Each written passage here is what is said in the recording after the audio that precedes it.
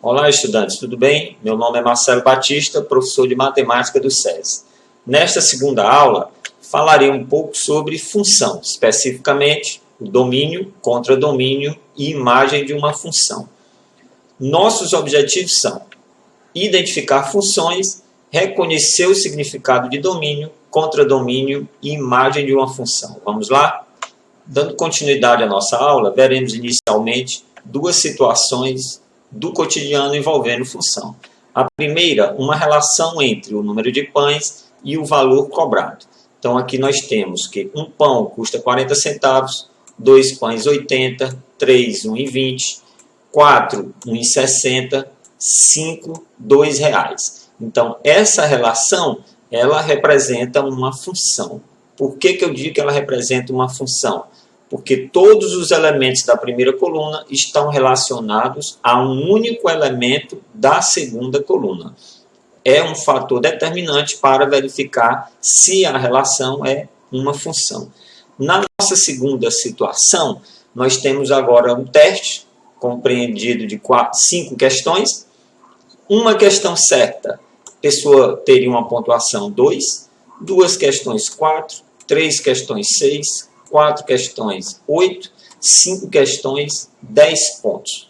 Mais uma vez, percebemos que todos os elementos da primeira coluna estão relacionados e relacionados a um único elemento da segunda coluna.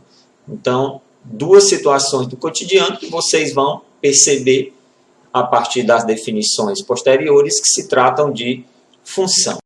Então, como perceber se uma relação entre dois conjuntos é uma função?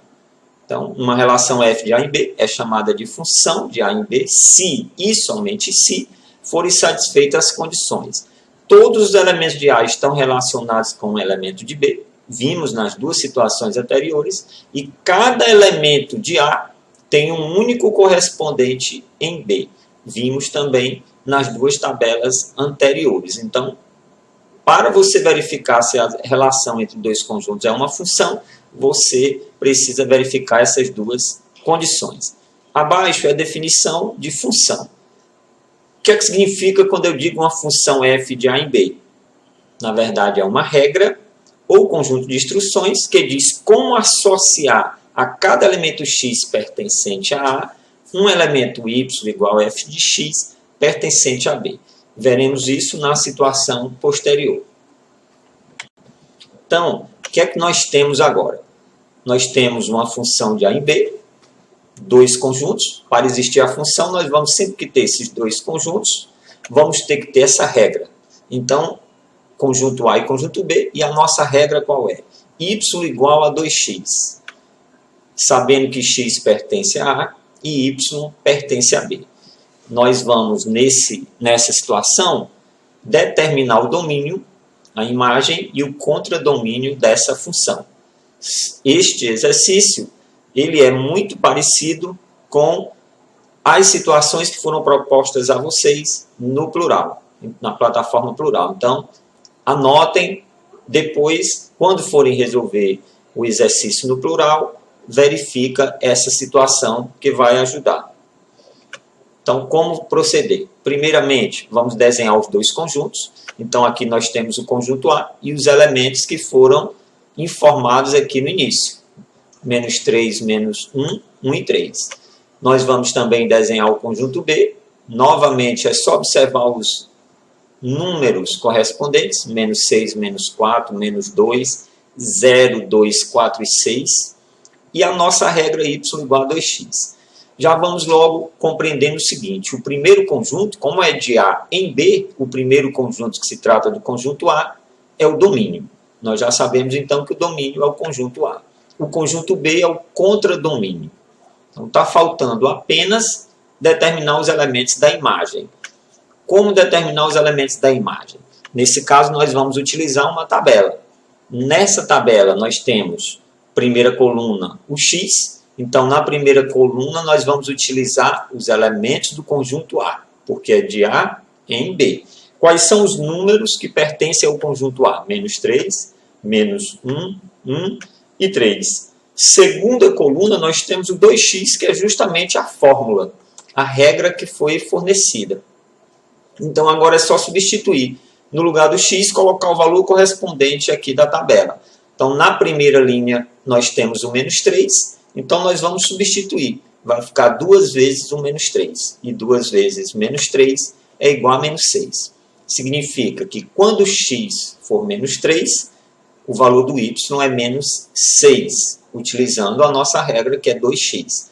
Vamos utilizar os mesmos cálculos para as linhas seguintes. Na próxima linha, nós temos o x igual a menos 1. Então, fica 2 vezes o menos 1, que é igual a menos 2.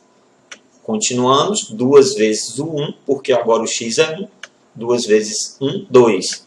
E 2 vezes o 3, substituímos o x por 3, 6. Verifiquem que os números da última coluna representam os elementos da imagem.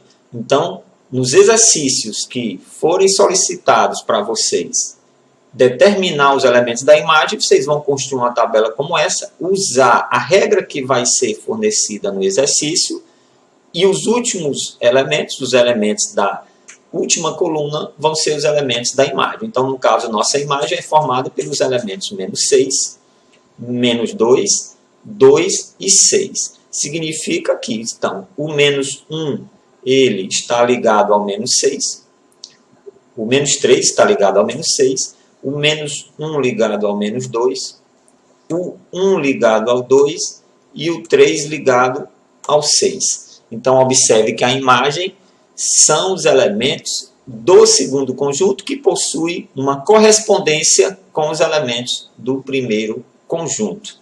Finalizando assim o nosso exercício. Determinamos o domínio, primeiro conjunto, contradomínio, segundo conjunto, e imagem, os elementos que são obtidos a partir da nossa regra, da nossa fórmula.